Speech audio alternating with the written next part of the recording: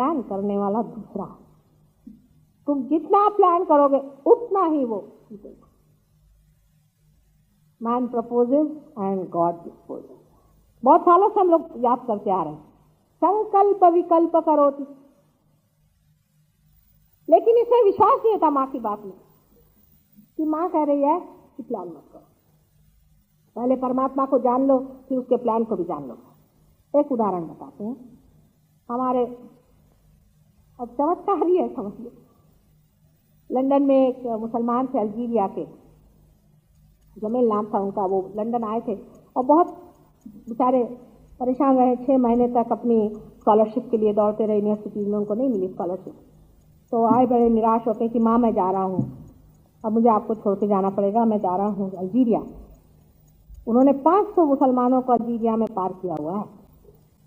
तो मैंने कहा क्यों, क्या बात है?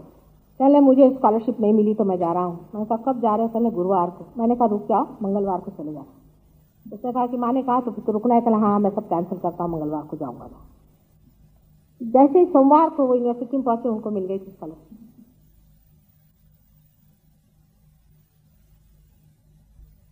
दूसरे एक साहब हैं गविन ब्राउन, वो आने वाले हैं, अभी आप उनसे पूछेगा। उनको बेचारों की बड़ी पैसों की दिक्कत हो गई थी पहले, तो उनको एक बड़ी अच्छी नौकरी मिल गई, लेकिन उनको सऊदी अरेबिया जाना था।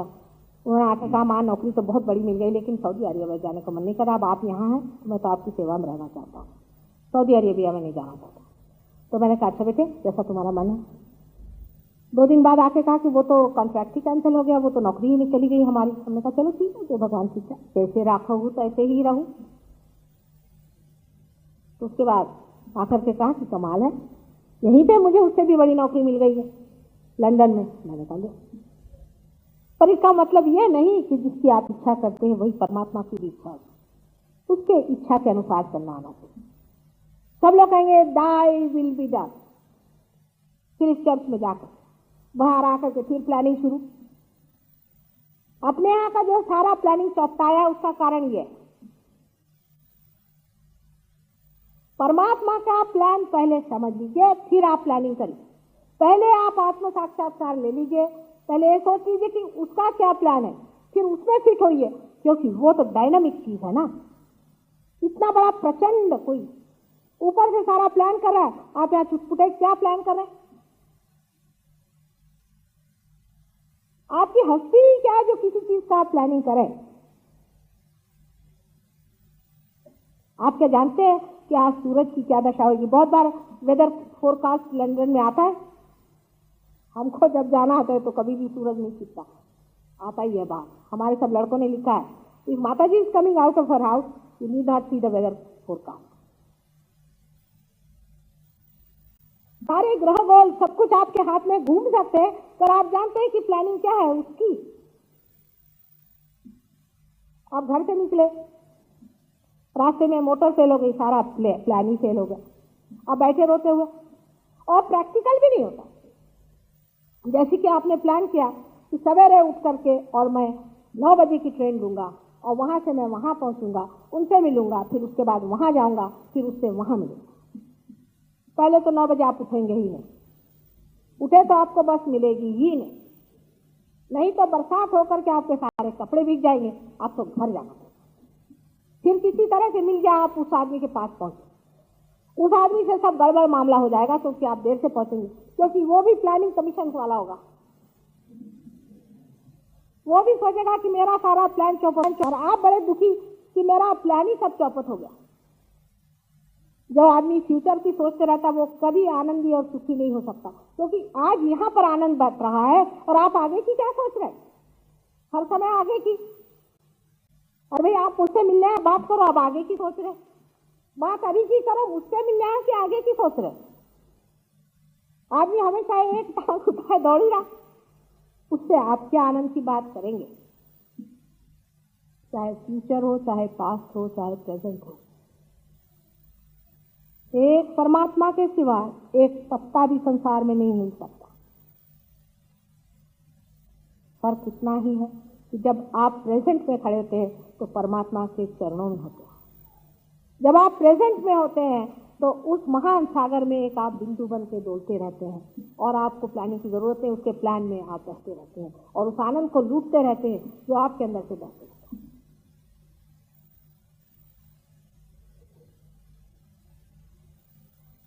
प्लानिंग करने में दिमाग खराब करने वाले लोग बहुत ही ड्राई हो जाते हैं,